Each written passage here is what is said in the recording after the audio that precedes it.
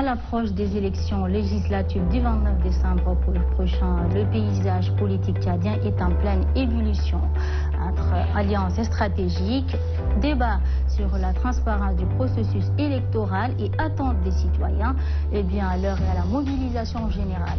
C'est dans ces contextes que nous recevons aujourd'hui sur le plateau d'entretien Abdelhachidi Diorkodei. Il est le président du parti pour la réforme et indépendance économique, un abrégé PRI, qui partagera avec nous sa vision. Bonjour. Oui, bonjour. Merci d'être avec nous sur ce plateau aujourd'hui. Merci plutôt à vous de m'avoir accordé cette opportunité de m'exprimer quand même. Alors, de prime abord, qui est Abdelhachidi Diorkodei? D'abord, je suis le président du parti PRI. J'ai un parcours qui est un peu long aussi, parce que je ne sais pas comment partager ce parcours. C'est en 2005 que j'avais obtenu mon bac C avec mention au collège évangélique. Après, je suis parti au Maroc avec une bourse d'études là. J'ai fait un parcours plus scientifique, donc de maths, physique jusqu'à l'informatique. Après le Maroc, je suis parti aux États-Unis aussi. Donc je me suis lancé un peu dans le business et aussi dans l'éducation. Donc des États-Unis, quand même, j'étais un peu dans une opposition politico-militaire. Donc on avait combattu le régime pendant presque 12 ans. Et de là, donc, le président nous a tendu la main. Et c'est avec l'accord de Doha que nous sommes rentrés. Alors, vous avez fait de la promotion de la paix, de la cohabitation pacifique et surtout de la réconciliation entre les filles et les fils du Tchad à travers votre participation à la signature de l'accord de paix de Doha. Et pourquoi vous avez choisi de mener ces combats? Bon, je pense que même quand nous avions voulu signer même l'accord, c'est dans cette optique de promouvoir la paix. C'était ça dès le début aussi, quand on avait tendu la main.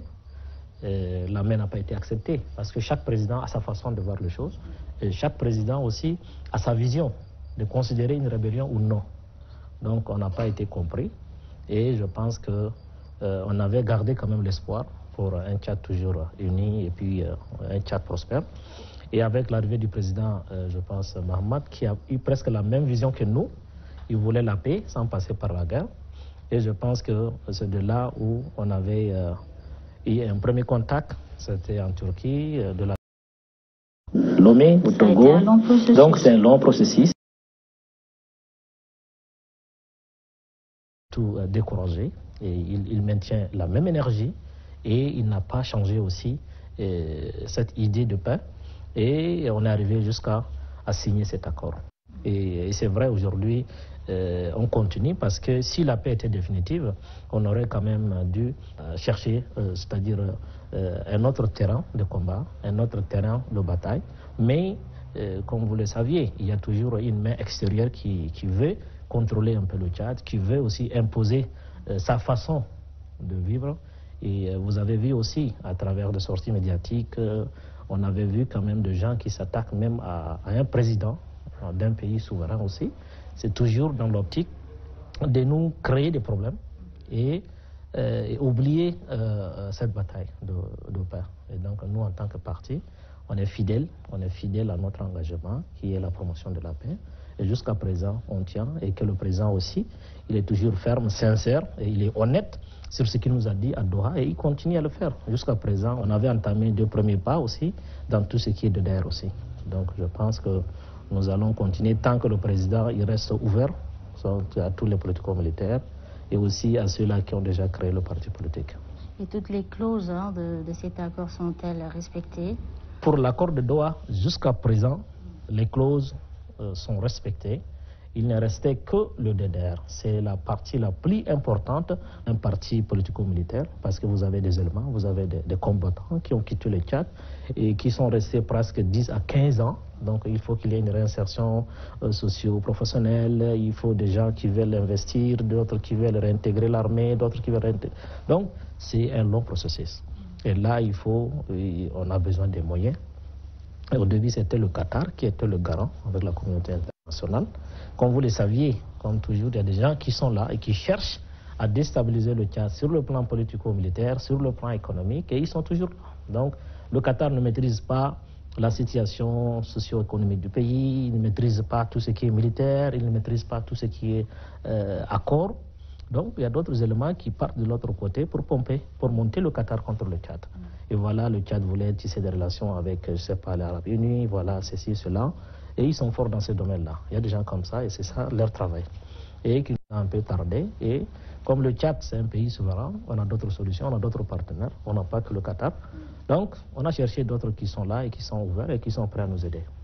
Alors, revenons un peu sur votre parti. En mars 2023, lors d'une conférence de presse, vous avez décidé d'ériger votre ancien parti FNDJT, c'est ça? Un parti pour la réforme et indépendance économique PRI. Qu'est-ce qui justifie ces changements d'orientation? Nous ne pouvons pas continuer avec un mouvement politico-militaire à l'intérieur du pays. Parce que quand on avait créé ces mouvements, c'est pour combattre le régime en place. Nous cherchons aussi le pouvoir. Mais une fois, on s'est entendu, on était d'accord sur un certain point.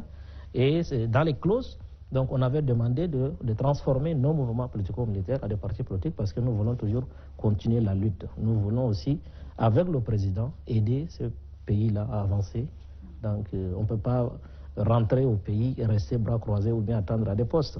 Mais quand on est dans la politique, quand on voit quelque chose qui ne marche pas, on est là à dénoncer. C'est comme nous sommes des gardiens de la paix, gardiens des bonnes choses, et on est là à protéger le peuple tchadien avec le président. Donc si on rentre et puis on oublie les mouvements politico-militaires, on ne crée pas un parti et on reste, je pense que ça sera un peu difficile, comme on a déjà fixé cette... voilà. Et cette rentrée politique a coïncidé avec la campagne référendaire à laquelle vous avez participé activement en faveur de la coalition pour le oui. Alors, quel regard portez-vous aujourd'hui sur le climat politique au Tchad? Quand on avait opté d'accompagner le président, lui aussi il était pour le oui, parce que nous voulons un Tchad qui est uni, un Tchad qui est unique aussi, un Tchad qui est seul. Et on dit que la diversité culturelle constitue une richesse et non une adversité. Et c'est dans ce sens qu'on avait, avec les militants, les adhérents et les membres du bureau, qu'on avait dit, bon, nous sommes pour un Tchad uni. Nous ne voulons pas un pays qui est fédéral. Nous ne voulons pas diviser ce pays-là parce que les pays qui sont autour de nous sont instables politiquement. Et peut-être ça va créer d'autres problèmes. Donc il faut que nous restions unis. Nous devons expliquer aux autres, parce qu'il y a beaucoup de gens qui n'ont pas compris un pays, c'est-à-dire la forme fortement décentralisée. Nous restons toujours ensemble, mais il y aura une autonomie de gestion. Chaque province aura quand même sa somme de gérer tout localement. Donc on avait opté pour ça, pourquoi on avait dit qu'on doit aussi faire la campagne. Oui, parce que j'étais dans le sud. J'ai fait les 7 provinces pour aller expliquer. Parce qu'au nord, les gens, ils ont un peu compris. Au sud, il y a des partis qui veulent faire leur cheval de bataille, c'est le fédéralisme. Et eux aussi, ils n'ont pas compris le fédéralisme parce que le Tchad n'est pas encore prêt. Pour avoir un pays fédéral, aujourd'hui comme le Nigeria, les États-Unis, il y a un mécanisme, il y a beaucoup de choses. Et il faut voir de façon horizontale comment ces pays fédérés-là, ils vont travailler ensemble. On va couper à partir d'où? Par exemple, vous venez à Kelo, vous allez trouver le Lélé, vous allez trouver le Gouaï, vous allez trouver d'autres. Mais par où on va diviser maintenant? Vous venez par exemple à Bourkou, vous allez trouver les Ankaza, les Donza, les autres. Par où nous allons commencer? C'est très difficile. Et maintenant, quand on parle de verticalement, c'est la relation entre l'État central, le pays fédéral, avec le fédéré. Comment on va travailler, comment on va collaborer? Qui va prendre l'armée? Et où l'armée sera? Donc ça sera un peu très difficile. On a dit que non. Nous, on va rester toujours unis et c'est pourquoi on s'est donné avec notre dernière énergie à vraiment faire la campagne pour le oui. Aujourd'hui, le Tchad vient d'être frappé par des groupes terroristes. Nous avons vu beaucoup de leaders politiques se sont mobilisés pour apporter leur soutien aux forces de défense et de sécurité. Vous, maintenant, en tant que chef du parti, d'un parti politique, quel est votre message ou soutien à l'endroit des forces de sécurité? Pour le parti PRI, nous étions les tout premiers à faire un communiqué pour soutenir nos forces de défense et de sécurité. Parce que nous avons compris qu'il y a une influence extérieure qui a fait bouger les choses. Parce qu'à un niveau donné, le Tchad voulait vraiment être vraiment souverain. Et on était prêt à maintenant collaborer avec ceux qui veulent nous aider à avancer. Et nous voulons aussi changer certains accords qui sont déjà caducs. Et là, maintenant, qu'est-ce qu'il faut faire maintenant? Il ne faut pas laisser ce temps libre au gouvernement de penser ou bien de réfléchir ou bien avoir un certain nombre de réflexions sur la souveraineté du pays. Il faut frapper quelque part. Ou ils ont essayé de commencer un peu du côté du Soudan, que nous maîtrisons, parce que nous avons une armée qui est bien garnie, qui est bien costaud, qui maîtrise les frontières. Et c'est très difficile maintenant de surpasser ou bien maintenant de casser cette ligne-là. Là, maintenant, il faut chercher d'autres failles, des maillons qui sont un peu faibles, et ils sont partis de l'autre côté. Jusqu'à présent, les gens parlent de Boko Haram, une force terroriste. Pour moi, terroriste, même si c'est une force extérieure, c'est une force terroriste. Mais qui est derrière exactement cette force-là, on cherche à déterminer. Parce que le président était sur le terrain, et ce qui nous a vraiment choqué, c'est là où on a fait le communiqué. Un président de la République descend sur le terrain, qui fait déplacement avec des pirogues. Qui dirige lui-même les opérations. Quelles opérations? D'abord, ça montre sa bravoure. Il a montré qu'il aime ce pays et il est prêt à mourir.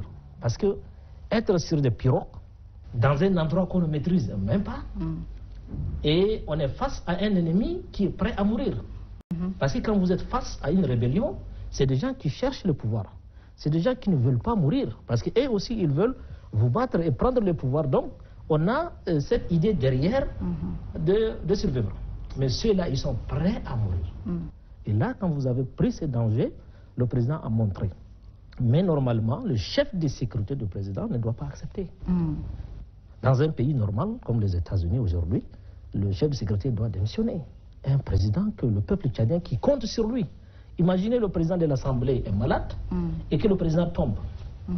Le Tchad sera dans un chaos total. Donc, le parti a réagi automatiquement. C'est vrai, on ne peut pas critiquer sa descente, c'est son devoir en tant que militaire, en tant que chef suprême des armées, mais il y a d'autres éléments qui peuvent être sur le terrain. Et là, je pense qu'on doit avoir des méthodes, et des méthodes surtout opératoires de ces gens-là. Et voilà, donc sinon, c'est une guerre qui est très difficile à mener. Parce que le Tchad, on n'a pas encore des moyens qui nous permettent de faire une bataille de taille contre les terroristes. Il faut avoir leurs moyens, il faut savoir comment, dans la natation, comment attaquer l'ennemi sous l'eau, dans l'eau, il y a tous ces éléments-là. Donc nous devons nous préparer, même s'ils ont attaqué, même s'ils ont tué 400 Tchadiens, c'est vrai, ça fait très mal, c'est très difficile à digérer, mais il faut de la patience aussi pour gagner une telle guerre. Donc je pense que le président a compris, et avec le temps, je pense qu'il va changer de méthode. Et le retour sera quelque chose de très grand. Et je pense que l'armée tchadienne ne dort pas aussi, elle est en train de travailler. Et nous espérons gagner cette guerre-là encore. Nous espérons, hein, très bien. Alors aujourd'hui, l'actualité tchadienne est marquée par les élections législatives qui se pointent déjà à l'horizon. Pensez-vous que ces élections permettront de renouveler la classe politique tchadienne? Quand on parle des élections législatives, sincèrement dit, le président a la ferme volonté de changer les choses, soit entendu aussi la classe politique. Mais le président seul ne suffit pas. Il faut qu'il y ait une autre volonté politique qui entoure le président à donner cet espoir au peuple tchadien. Le président, pendant les dialogues, après les dialogues, avant les dialogues, il était le garant. Il voulait que les choses changent. Il voulait voir un Tchad modèle, un Tchad exemplaire, un Tchad comme les autres pays. Il voulait ça. Mais parfois, il y a des gens qui ont oublié leur mission d'aider le président, mais ils sont entrés dans d'autres conflits, dans d'autres guerres qui n'arrangent pas eux, le président, le gouvernement tchadien et le peuple. Parce que quand vous passez votre temps à former des groupes, à former des lobbies, vous vous attaquez, vous oubliez les élections législatives. Quand on parle des élections législatives, quand on vous met, vous avez gagné la confiance du président de la République. Vous faites le travail comme il vous a confié. Mais quand vous abusez de cette confiance, vous amenez des gens qui ne méritent pas, des gens sur de base, c'est pas à monnaie, des gens qui sont prêts à vous soutenir, que vous avez, je sais pas, vous avez un projet que je ne sais pas. Là, ça n'encourage pas le peuple à aider le président. Donc, ce qui a fait un peu, vous avez eu aussi à avoir des mécontentements un peu partout et dans toutes les provinces. Dans toutes les provinces. Donc, sinon, l'Ange est en train de faire un très bon travail. Parce que l'Ange ne va pas choisir les candidats. Les candidats, normalement, doivent être choisis à la base. Et c'est ce que le président a dit. Il faut que la base envoie la liste. Et quand la base envoie la liste, je ne sais pas, entre la liste finale et l'Ange, quand des noms sautent, Et maintenant, on voit les noms des fils des généraux, les neveux des généraux, les neveux des chefs de canton, les neveux des chefs religieux et les enfants, ça décourage. Même si les gens veulent que cette fois, nous aurons des élections législatives libres, transparentes et indépendantes, avec ça, ils vont avoir un peu de doute. Donc, selon vous, les conditions ne sont pas encore réunies. Les conditions, jusqu'à présent, nous voyons des mécontentements un peu partout. Parce qu'il faut que l'Assemblée nationale soit véritablement nationale. Il faut que cette Assemblée soit représentative au moins une fois, qui va donner cette crédibilité au président de la République, parce que nous ne sommes pas arrêtés seulement sur les 5 ans. Nous allons peut-être 10 ans, peut-être 15 ans, mais là, il faut qu'on donne cette image, qu'il faut qu'on donne cet espoir-là au peuple, pour que demain, ils vont dire que non, nous, on va choisir encore ce président, parce qu'on a une Assemblée qui est là, on a un Sénat. Donc, je pense que la faute ne revient pas au président. Il a déjà donné la confiance aux gens, et que les gens, ils se sont abusés de cette confiance-là. Ils ont choisi des gens qui ne méritent pas, des gens qui ne savent même pas lire et écrire, et vous les mettez candidats d'une province, d'un département, ça fait mal au cœur. Et là, il faut que ces choses-là changent pour qu'au moins nous aurons des élections libres, transparentes cette fois-ci. Et vous, en tant que chef d'un parti politique, est-ce que vous allez vous présenter aux élections législatives? Parce que nous voyons beaucoup de leaders politiques ont manifesté leur participation à ces élections. On a déjà 4 candidats dans le sud, dans le lac Oué, c'est à Mondou. On a aussi des candidats à Béché, parce qu'on ne peut pas présenter des candidats un peu partout. Parce que nous, on constate qu'on n'a que 188 et c'est très difficile. Et c'est vrai, même si le MPS est là, quand vous dites que là où il y a un seul siège, on ne donne à personne, c'est un peu difficile. Le président n'a jamais dit ça. Là, le président il dit même si c'est un siège et qu'un autre parti peut prendre, il n'y a pas de souci. Mais quand des individus, je ne sais pas, qui veulent un peu saboter la politique du président, c'est un peu difficile. Mais là, je pense, avec ces derniers moments, je vois des changements et quand même, on revient. Et nous allons voir sur le terrain, mais le prix a déjà des candidats. Et nous espérons cette fois-ci. L'Ange aussi nous a montré au moins qu'il y aura des élections libres cette fois-ci. Donc, en dehors de vous, il y a des candidats de votre parti? Oui, bon, moi je ne suis pas candidat, si vous constatez, parce que même dans le CNT, on m'a nommé, mais moi j'avais donné ma place à mon SG. Donc j'ai laissé la place à mon SG, parce que ce n'est pas le président qui va prendre tous les postes du parti. Il faut laisser les autres aussi, parce que là on devient quand même dictateur. Il faut laisser la chance aux autres aussi.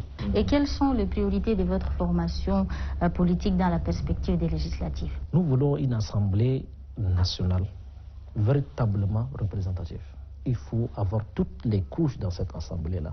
Parce que hier, avant-hier, quand je vois des interventions à l'Assemblée, ça n'honore pas l'image du Tchad. Ça n'honore pas. Il faut des conseillers, il faut des députés, des gens qui ont des bonnes moralités, des gens qui peuvent être des exemples, des gens qui peuvent représenter une communauté, un département.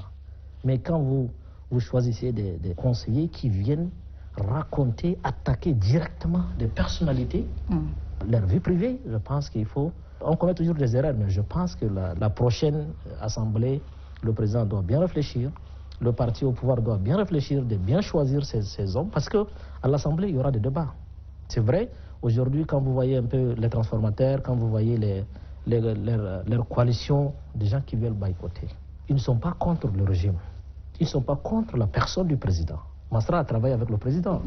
Mais ces personnes-là qui sont autour, qui donnent l'impression comme ils sont proches du président, et ils sabotent les autres à aider le président. C'est pourquoi ils sont mécontents, ils se sont retirés. Aujourd'hui, ils sont prêts à rencontrer le président, à discuter avec le président. Même cette coalition qui veulent boycotter. Mais il y a des gens qui ne veulent pas que ceux-là se rapprochent du président.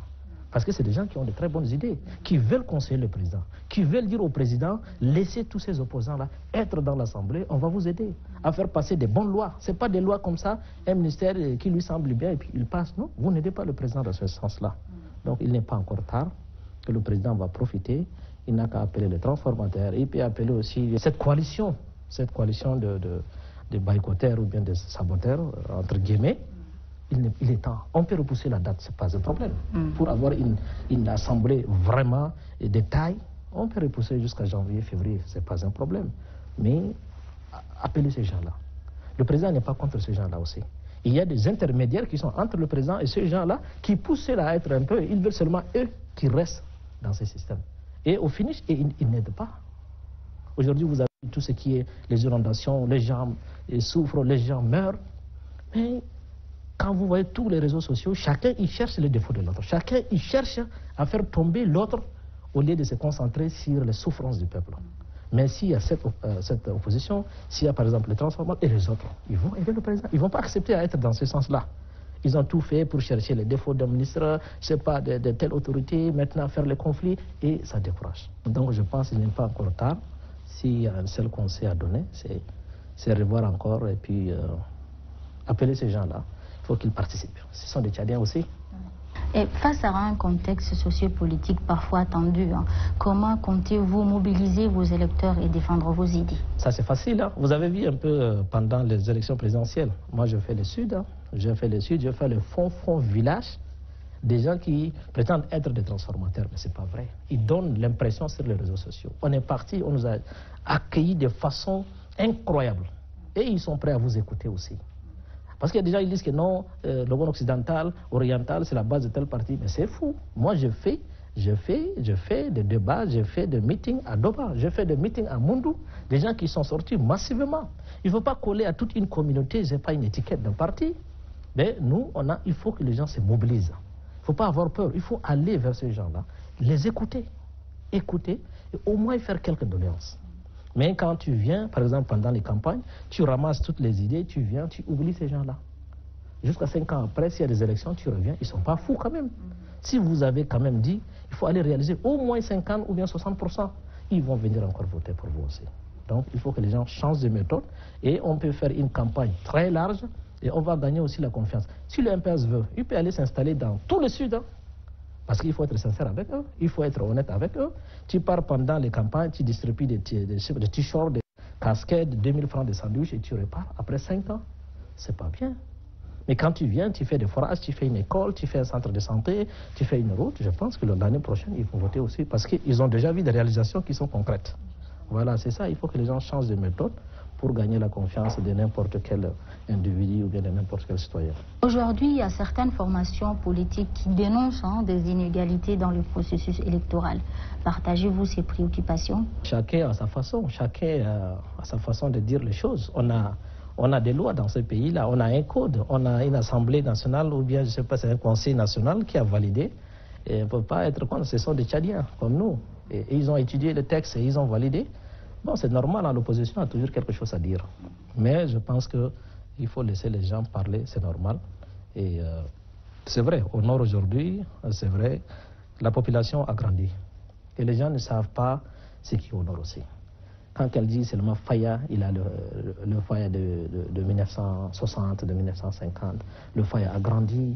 Et le Faya est devenu un centre où aujourd'hui, à Kouré-Bougoudi, on a plus de 2 à 3 millions de personnes à Kouré-Bougoudi. Des gens qui sont venus de partout, même du fond de Baïbekoum, ils sont partis là-bas. Et quand vous donnez 6, les gens, ils pensent toujours. Donc il faut aller sur le terrain. Et ils n'ont jamais fait campagne à Faya. Ils n'ont jamais visité Faya. Donc c'est juste un exemple, quand j'ai pris Faya, il n'y a pas des inégalités. Donc tout a été bien, soigneusement étudié, et puis ils ont partagé de façon équitable, juste, et je pense que voilà, s'ils ont des revendications, c'est normal, hein, ils peuvent toujours dire. Et votre formation politique est encore jeune et peu connue par une grande partie de la population tchadienne. Quelle stratégie envisagez-vous pour gagner la confiance des citoyens et réussir lors des élections? Cette fois-ci, nous, on n'a pas assez de candidats. On a à peu près 6 candidats. Dans les zones où on envoie des candidats, nous allons faire une large campagne. Mais c'est avec le temps. C'est avec le temps. Il faut que les choses soient aussi équitables parce qu'au Tchad, parfois, les partis ne sont pas traités de façon équitable. Et là, il faut parfois le parti au pouvoir. Vous avez vu l'exemple du Sénégal, non? Vous avez vu quand même, au moins, ils ont donné qu'il y a la démocratie. Donc, pendant les campagnes de sensibilisation, le parti au pouvoir utilise les moyens de l'État. Donc, on vous impose, hein, on vous impose. Parce que moi, j'étais une fois, on m'a coupé 300 000. J'étais conseiller, mais je ne suis jamais allé là-bas. Ils ont dit, c'est quoi? Ils disent que c'est la participation du MPS. J'ai dit, mais moi, je ne suis pas un MPS, je ne suis pas un adhérent. Et vous coupez 300. Et on vous impose ça. Et ce n'est pas l'idée aussi du président. Le président n'est pas au courant. C'est des individus. À chaque fois, je dis, il y a des individus qui ne veulent pas que les gens se voient toujours dialoguer. Ils ne veulent pas. Ils veulent toujours le malheur. Ils veulent toujours monter les uns contre les autres. Et c'est ça qui fait mal. Donc, je pense que notre parti fera de son mieux. Et il y aura des coalitions. Voilà, le MPS aussi n'était pas seul. Quand ils ont créé le MPS, c'est une coalition des mouvements politico-militaires. Donc, nous allons faire. Mais il faut que ces gens-là, ils changent un peu de mentalité. Il faut qu'ils aident le président. Parce que ce n'est pas un parti au pouvoir qui utilise toujours les moyens pour faire campagne. Parce qu'ils cachent les numéros de plaques, tout ça. C'est pas une solution. Merci beaucoup, Abdallah Chidi. Merci à vous. En tout cas, je suis très content pour cette chaîne. Elle est jeune, mais vous frappez fort. Vous êtes présent partout. Merci beaucoup. Vos icônes partout. Ça nous aide à grandir. Et aussi, j'ai appris, parce que moi, je cherche beaucoup, qu'ici, que la compétence va vous sauver. Donc, je suis très content que Dieu vous aide beaucoup. Et essayez quand même d'inviter tout le monde. Ce qui est très important, inviter tout le monde. Même l'opposant, le plus farouche, faire venir l'écouter. C'est important. Il y a des choses à dire. Le président veut écouter des personnes comme ça. Mais les intermédiaires veulent les bloquer. Ils ne veulent pas que ces gens-là disent quelque chose que le président dit, oh oui, c'est vrai. Donc, invitez tout le monde. Voilà, c'est tout ce que j'ai à dire. Justement, ça fait partie de la politique de Manara Radio. Merci, monsieur le président du parti pour la réforme et indépendance économique, pour ces mots encourageants. Merci. Merci à l'équipe technique qui a permis la réalisation de cet entretien et à vous, fidèles téléspectateurs, de nous avoir suivis. Et à très bientôt pour un nouveau rendez-vous d'entretien.